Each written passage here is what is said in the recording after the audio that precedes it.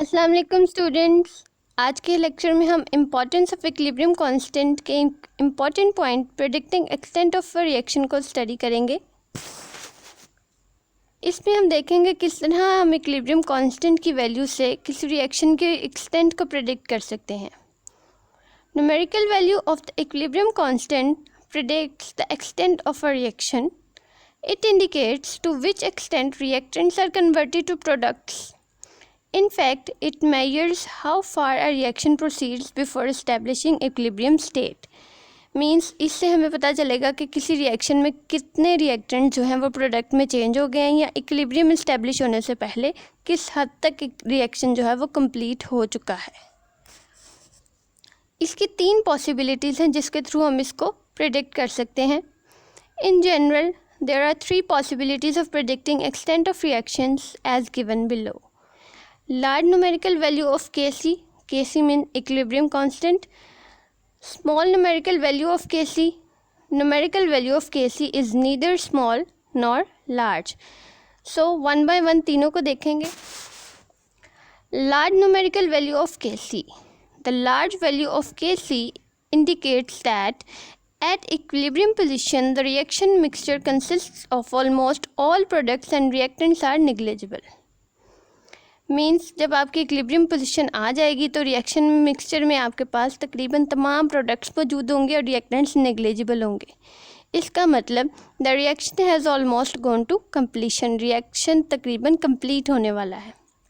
For example, oxidation of carbon monoxide goes to completion at 1000 kelvin. Reaction आपके पास नीचे है, कार्बन मोनोऑक्साइड के 2 मॉलिक्यूल प्लस ऑक्सीजन O2, तो आपके पास 2 कार्बन डाइऑक्साइड बनेंगे। Kc की वैल्यू है 2.2 इंटू 10 की पावर 22।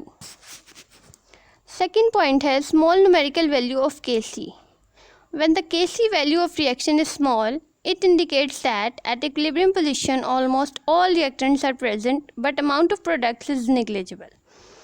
जब आपके पास Kc की वैल्यू स्मॉल आएगी उससे आपको पता चलेगा कि आपकी इक्विलिब्रियम पोजीशन पर तकरीबन तमाम रिएक्टेंट्स जो हैं वो प्रेजेंट हैं और प्रोडक्ट्स बहुत कम हैं। इसका मतलब है such type of reactions never go to completion, कि आपके अभी थोड़े से ही रिएक्टेंट्स प्रोडक्ट्स में कन्वर्ट हुए थे कि उन्होंने दोबारा रिएक्टेंट्स बनाने शुरू कर दिए। फॉर एग्जांपल, अमोनिया के 2 मॉलिक्यूल हैं, वो डिकम्पोज होकर N2 नाइट्रोजन और 3H2 हाइड्रोजन गैस बनाएगी।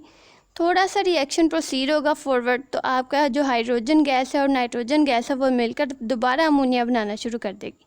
Kc की वैल्यू आपके पास आएगी 3.0 इंटू 10 की power -9।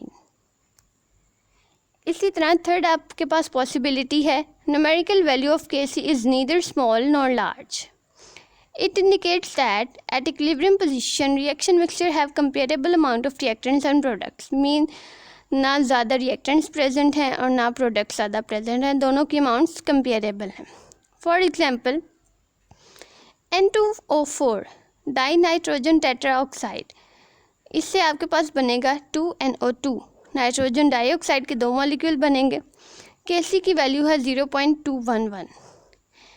The rates of decomposition of N2O4 dinitrogen tetroxide and combination of NO2 to form N2O4 are almost comparable to each other.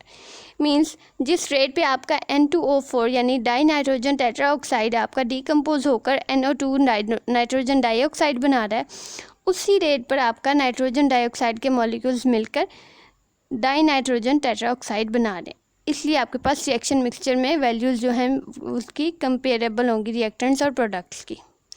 तो ये थी 3 पॉसिबिलिटीज़ जिसके थ्रू आप पता कर सकते हैं कि रिएक्शन की एक्सटेंट क्या है या किस हद तक रिएक्शन आपका प्रोसीड होगा बिफोर इस्टेब्लिशिंग इक्विलिब्रियम स्टेट।